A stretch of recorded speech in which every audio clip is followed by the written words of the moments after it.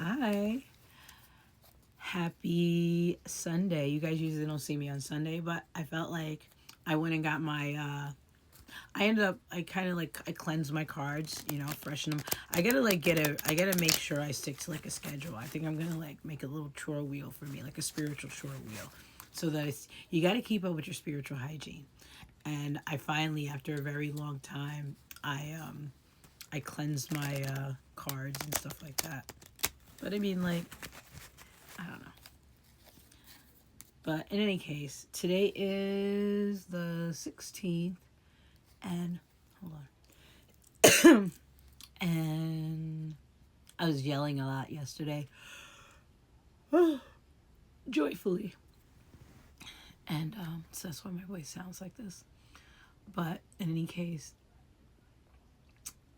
today is 2, and 7 is 9.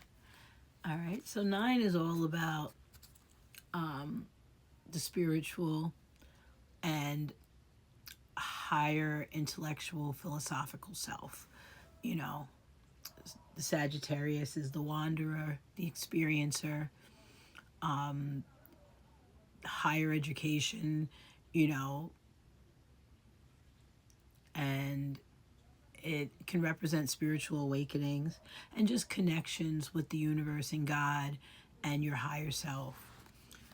And so today is Sunday, and Sunday is the fundamental and foundation of our, like, if you're going off of like our sun sign is foundationally who we are. Even though we have other placements that add layers and dimension to that, fundamentally that's who we are. Also that, and but I do believe we are a chart ruler because I'm very, very, very fiery, in that way, but in a Virgoan kind of way, and so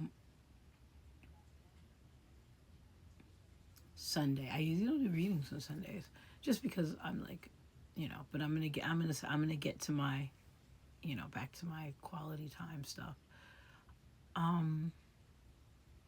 So Sunday is the sun. The sun is like, traditionally masculine, and it illuminates, it warms, it cooks, you know. But it could also decimate, destroy, and clear. It could also be impulsive and out of control and rageful. So when I think of sun, I think of fire, and I'm just like branching off of those aspects. And I don't know why yet, I have chosen. Hold on, let me move this back so I have some place to put my cards.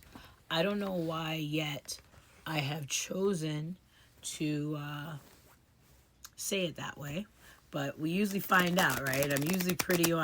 You know, I'm usually pretty on point about stuff like that. So I was told to use a tarot. I was going to use this other deck, and I was told to use Crow Tarot. So that's what we're doing. So let's get a card of the day of the sun. I'll take it. I like the way it flipped out. Yeah. So we've got the world here. And this is the energy of talking about being in the world, how we move in it. Um, it can speak to endings, and nines are also a number of completion, at the end of a cycle, or because you're not quite ready to transform, transition, and step through. But nines are usually the completion of something.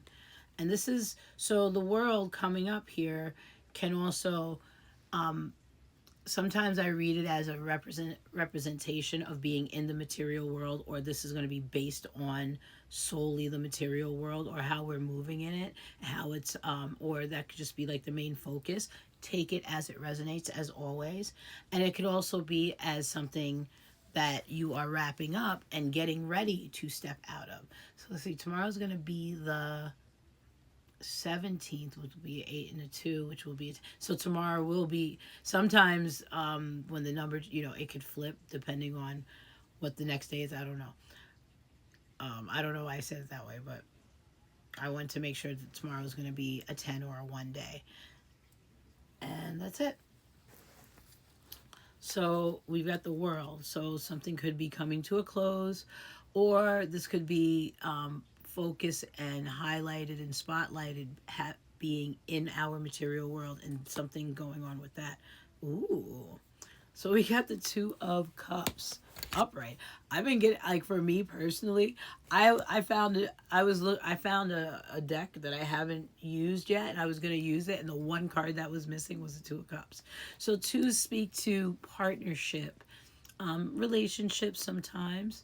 Two of Cups. Um, you know, the relationship between the head and the heart being on the same page. But right now, I immediately, my eyes got pulled.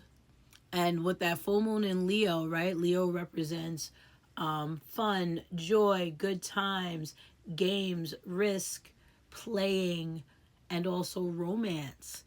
You know, keeping it light. Leo's more like the dating version, right? Leo would be like the dating stage. You know, you meet somebody, you get, and the excitement of initiating and, you know, keeping it light and the whirlwind and all that stuff. And then like Libra would be like the relationship, and Scorpio would be like the sex life, you know. But Libra would be more, and I guess Virgo or like your Pentacle cards or your Earth cards would denote commitment. All right, so we got the Two of Cups and the Seven of Pentacles. So this has to do with something that you've long invested in with a partner. Um, yeah, this might be something from the past or someone that you had to start with. Yeah, or we don't know yet. Because remember, nines, something might have come to an end. Maybe this is speaking to something that you long invested in, because we still have the world as an overall theme. And today is the sun message, and today is a nine. So this is an energy. Maybe you've gone the distance. Maybe you had some sort of on again, off again relationship.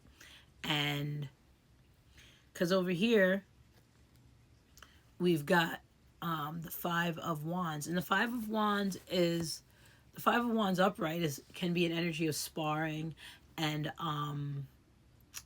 preparing. You know, getting ready for battle. And when I get the five, I knew that was gonna happen. And when I get the five, I shouldn't put that there. Hold on. I'm gonna fix this because I really don't want to start again. And when you get the five upright, it's like preparation, going, you know, getting ready for battle, and it could be like conflict, confrontation, aggression, but like more in a preparing or getting ready for something kind of way. And then when I get it in the reverse, I get it more like resolve, compromise, surrender. But it could also be that you are ready. You're ready. This could be I just got like you've invested time and energy into the thought of partnerships and things like that, and now maybe you ended something, maybe and I talk a lot about how you end relationships and you end things with people, but you also carry the trauma, you also carry the energy, and that's why like people who get into relationships like domestic violent relationships, sometimes that relationship they might get an exit from that, but then they also might attract the same energy in somebody else because there's a wound inside of you that you have to address and confront. And this might be, and so I kind of got, I'm not necessarily domestic violence, or I mean, God forbid it could be, but I'm saying like Two of Cups, Seven of Pentacles, Five of Wands.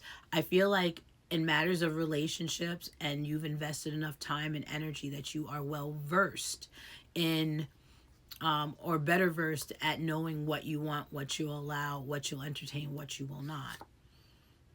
Yeah, because see, followed by that, we got the Seven of Cups and the Nine of Pentacles in the challenge, right? So we've got cup. So this is like feeling and, you know, commitment, energy, feelings, commitment. So it speaks to your choices and you working on that part of yourself and matters of the Nine of Pentacles.